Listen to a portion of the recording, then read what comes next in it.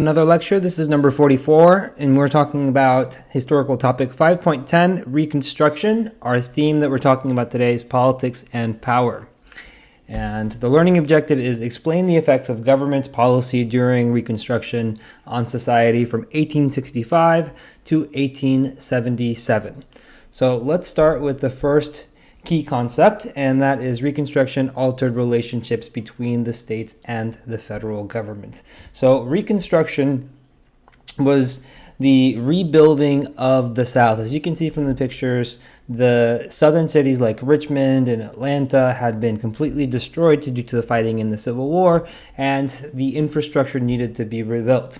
Additionally, the governments, the state governments and the even local and city governments also needed to be rebuilt, and legislators needed to be re-elected back into those positions. And finally, the states had to be readmitted into the country, into the Union. Now, the first plan of Reconstruction was presidential Reconstruction, and it was led by the President Lincoln. And it started in 1863 is when he first began to think about what a post-Civil War United States would look like, what it would take for the southern states to come back into the Union. And according to Lincoln, secession was unconstitutional. It could not happen. So technically, the southern states were only in rebellion and had never left. And so his plan for readmission or restoration was that as long as 10% of the citizens of a state pledged loyalty to the United States, then the state would be readmitted and have full state status. So it was very lenient as far as the plans would go. Now, Congress had different ideas. They wanted to have at least a 50% requirement of Southerners to take this loyalty oath. Congress passed the Wade-Davis bill to try and implement this higher threshold, but since they passed it at the end of the congressional session, Lincoln pocket vetoed it. That means that he just didn't sign the bill, and because the congressional session had ended, then the law did not come into effect, and he didn't need to officially veto it. At the beginning of 1865, in January, the 13th Amendment is passed by Congress, and then it will later be ratified by all of the required states in December of 1865. Now, Lincoln dies or is assassinated in April of 1865, and so Andrew Johnson is going to take over the plans for Reconstruction. So he's seen there on the bottom left. And the plan that he has is similar to Lincoln's. He wants to try and be faithful to what Lincoln originally wanted, but he also ends up putting in more strict restrictions.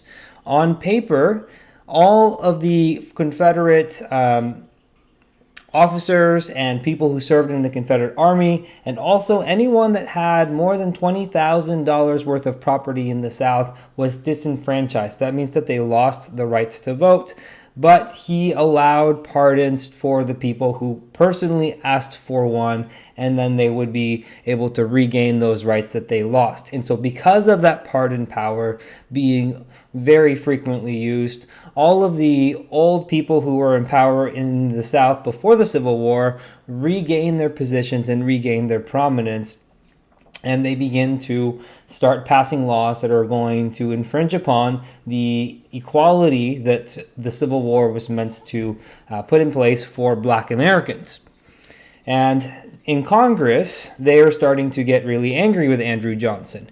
Remember, Andrew Johnson was a Democrat that had been brought onto this Republican Union tickets to try and get votes from the border states.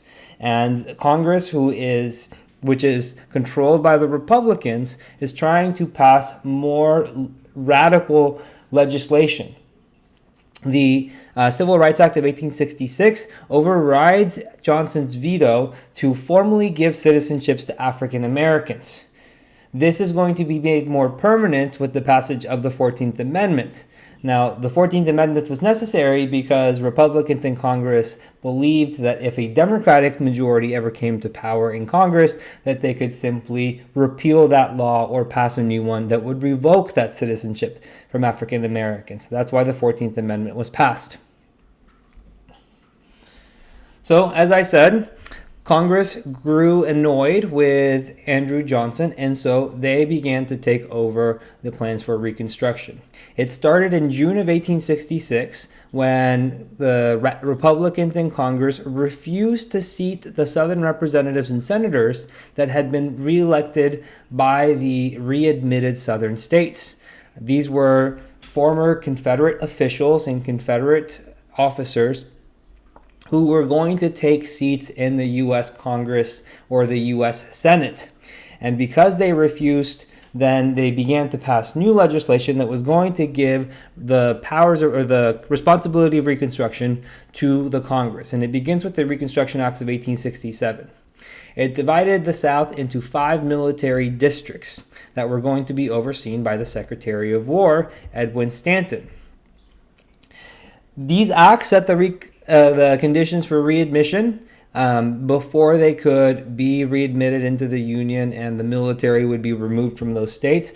Each state would have to adopt the 14th Amendment, which is going to grant citizenship to African Americans, and also amend their constitution to protect voting rights for African Americans. If those two things were not done, then they would not be readmitted and military reconstruction would continue.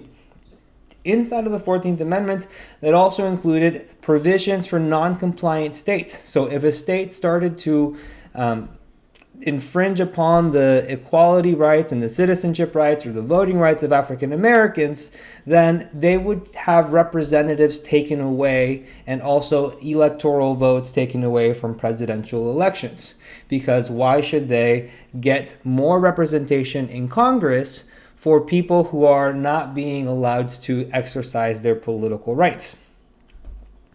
And so finally, radical Reconstruction continues with the passage of the Tenure of Office Act. So as we said, the Secretary of War, Edwin Stanton, seen on the bottom left, was in charge of military reconstruction because he was the Secretary of War. He was a Republican, and the Republicans in Congress wanted to protect him from Andrew Johnson firing him.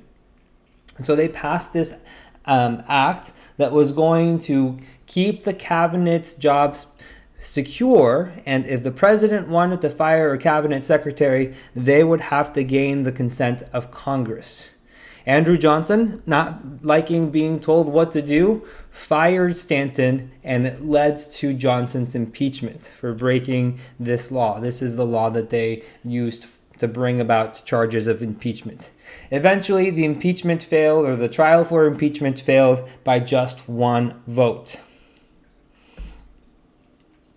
All right, so the Reconstruction Amendments are the 13th, 14th, and 15th Amendments. The 13th abolished slavery, and then the 14th and 15th granted African Americans citizenship, equal protection under the laws, and voting rights. So the 13th Amendment, like we said, abolishes slavery, but there is a caveat which is going to become important after Reconstruction ends. So slavery in the United States is not going to be allowed except as a punishment for a crime for which one has been duly convicted. And so the southern states, after Reconstructions, when the former Confederate officials take over power of the state legislatures, they're going to start passing black codes that are going to criminalize African Americans for not having a job or for not doing things that are expected of them. And so using those laws and having those crimes on the books is going to allow whites in the South to come up with a new form of slavery for them. The 14th Amendment guaranteed equal protection of the laws and due process of the law. Now, this included all persons born in the U.S. or naturalized. And so we're going to talk about what the implications of this wording is in the next slide. And finally, the 15th Amendment guaranteed voting rights to citizens. So again, the wording is going to become important. It only protects against discrimination of race, color, or previous condition of servitude. It's important to note that it does not include sex or gender in the 15th Amendment. So let's talk about that wording. So Reconstruction led to debates over new definitions of citizenship, particularly regarding the rights of African Americans, women, and other minorities. The 14th Amendment, since it included the wording that of persons born or naturalized in the United States, this meant that it protected immigrants. So if immigrants became naturalized after the required 5 years, it was at that point, they would gain full citizenship rights. And the 14th and 15th Amendments did not include women or the mention of sex, despite the wording of persons. Now, Virginia Minor in 1872 attempted to register to vote in the state of Missouri, and she was arrested. She appealed her conviction. It went all the way up to the Supreme Court, and Supreme Court Chief Justice Morrison Waite said that although Virginia Minor and all other women were citizens of the United States, not all citizens are voters. And so this is going to keep women from being able to vote. How does the rest of the women's rights movement feel about it? Well, they're split. They're torn. The women's rights movement was both emboldened and divided over the 14th and 15th Amendment to the Constitution. So, on the one hand, women's suffrage movement opposed the 15th Amendment because they had been demanding suffrage and the rights to vote for over 60 years, as long as they were advocating for the abolition of slavery. In fact, many of the women who were part of the women's rights movement in the 19th century were also abolitionists. And this created a rift between the leaders of the women's rights movement, Elizabeth Cady Stanton, and her friend and ally in the reform movement, Frederick Douglass. Frederick Douglass was one of the few men that was present at the Seneca Falls Convention. Eventually, they will make back up, but Frederick Douglass was pleading to Elizabeth Cady Stanton to support the 15th Amendment, that women should wait to have their own amendments, but it was right now the time for the newly emancipated enslaved people. Elizabeth Cady Stanton thought that they shouldn't have to wait much longer. And Susan B. Anthony, also in the election of 1872, cast a ballot citing her 14th Amendment right as a citizen. She's arrested and fined $100. Later on, presidents tried to give her a federal pardon, but she would not accept it, because if she accepted a pardon, it would have, in her eyes, given validity to the charge that women voting was a crime. And so she, for the rest of her life, did not accept a pardon. The 19th Amendment that would give the women right to vote would not come until 1920. And you see pictures of women protesting outside of the White House in the 1910s, asking Mr. Woodrow Wilson, or President Woodrow Wilson, to give women the right to vote. All right, so let's talk about the results of Reconstruction. Efforts by radical and moderate Republicans to change the balance of power between Congress and the presidency and to reorder race relations in the defeated South yielded some short-term successes. So radical Republicans were led by Thaddeus Stevens and Charles Sumner. The same Charles Sumner who was beat up by Preston Brooks with a cane in the floor of the Senate. So he's back now, and he's leading the charge in the Senate for the radical Republicans. They believe in equality for women and African Americans. They are the progressives in the United States in the 1860s and 1870s. And they are going to make Congress the dominant branch because the Republicans have a 2/3 majority in both the House and the Senate. That means that they have a veto-proof majority, that they can pass any legislation whether or not the president wants to sign it or not. Now, there's also moderate Republicans in Congress, but they are going to go with the flow of the radical Republicans because they fear that the Southern Democrats could take control of Congress if they don't make laws that are going to protect the voting rights of African Americans, that African Americans that still live in the South are going to lose their right to vote due to state laws. And so then the white Southerners are once again going to have a disproportionate representation in the House of Representatives and in presidential elections, especially now that the 3/5 clause in the Constitution no longer applies, as slavery is no longer legal.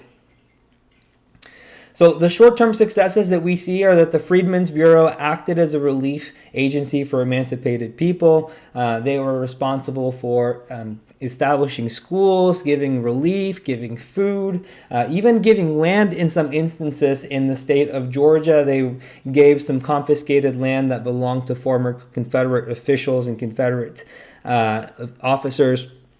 Some of that land was taken back once those officers had made their loyalty oath back to the United States.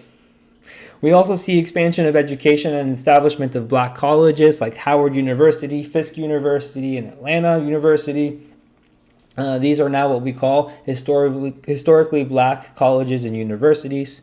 So they are still around today. And Reconstruction opened up political opportunities and other leadership roles to former slaves, but it ultimately failed due both to the determined Southern resistance and the North's waning resolve. So these political opportunities came in the form of actual black legislators in the U.S. House of Representatives, in the U.S. Senate, and various state houses and state legislatures. Hiram Revels on the left is the first ever black U.S. senator elected in the 1870s in the state of Mississippi, and Blanche K. Bruce on the right side, the second black U.S. senator, also from the state of Mississippi. So this was seen as huge progress. It was really fast progress because this is the same state from which the president of the Confederacy, Jefferson Davis, was from, and where he had held a U.S. senator seat.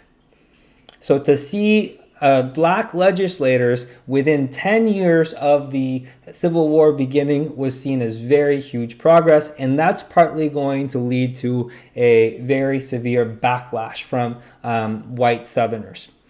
We also see in the South Carolina lower state house, there is a black majority of legislators in that state legislature. Now, the Southern resistance came in the form of white supremacy and the KKK, the Ku Klux Klan. They threatened this progress by threatening African Americans with violence and lynchings, and they also targeted carpetbaggers and scalawags. Carpetbaggers were Northerners who would come to the South to try and benefit from the Reconstruction of the South, and scalawags are Southern sympathizers of the Republican Party or Southern sympathizers of the Union during the Civil War. So you see a cartoon that's meant to threaten carpetbaggers on the bottom left, done by the KKK. So it says a perspective scene in the city of Oaks, the 4th of March, 1869. And you see that the person who is hanging on the right side is holding a bag that says the state's Ohio. So that would be a carpetbagger from the state of Ohio. President Johnson, remember, he was from Tennessee and he had been a Democrat before the Civil War began. He also opposed equal rights. He believed that if African Americans were given equal rights, that American society would become Africanized. So you see the way in which white supremacy went all the way up to the top of U.S. government positions. And finally, the North's waning resolve. Eventually, the North is no longer able to put the same amount of pressure on the South to continue Reconstruction. In 1873, there is a financial panic that begins over speculation on the railroad industry. There are runs on the banks, so banks in the North begin to run out of money. And as the economic situation in the North begins to decline, there is much less intent in continuing Reconstruction in the South. And so in 1877, we are going to see Reconstruction end. But that's for another lecture. Let's end this lecture and talk about our recap. So first, Reconstruction strengthened the federal government vis-a-vis the state government. So the federal government grows in power and importance through Reconstruction, just as it had because of the Civil War federal policies. The federal government had grown in that instance too. Reconstruction Amendments brought structural change to the United States, and the challenge will become enforcing them through Reconstruction and thereafter. The 14th and 15th Amendments split the women's rights movement. Republicans acted to implement equal rights for ideological, so those are the radical Republicans, and practical reasons. That would be the moderate Republicans. Gains of congressional reconstruction will fade as the South continues to resist and the North loses resolve. All right, that is it for this lecture. We have one more lecture with new content. That's going to be number 45 about the failure of Reconstruction. And then after that, we have just one more lecture in all of period 5. Thank you for watching this, and then I hope to see you on the next lecture.